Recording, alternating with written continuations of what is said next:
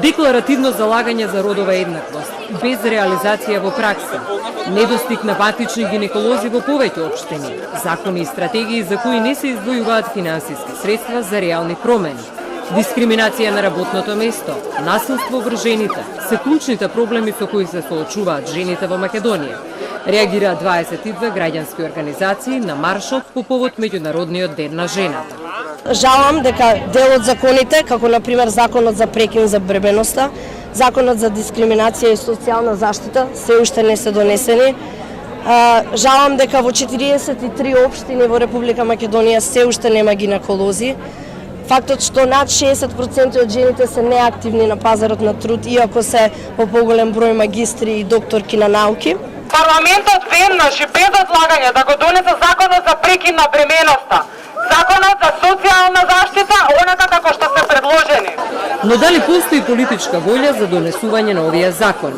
Јас сум сигурна дека ќе обезбедиме политичката волја затоа што сите политички партии во нашата држава сакаат Македонија да ја видат во европското семејство. За да бидеме во европското семејство, треба да донесеме закони кои што се европски.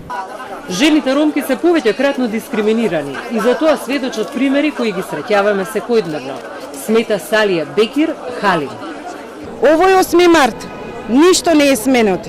Дали до следниот 8 март жените ќе ги остварат своите репродуктивни права непречено? Дали ќе престане незаконската наплата од страна на матичните гинеколози? Дали ќе се стави крај на малолетничките бракови? И дали конечно ќе се зголеми бројот на вработени ромки? Министерот Филипче вели дека за горе наведените проблеми со недостиг на гинеколози во повеќе општини има развиено два концепта.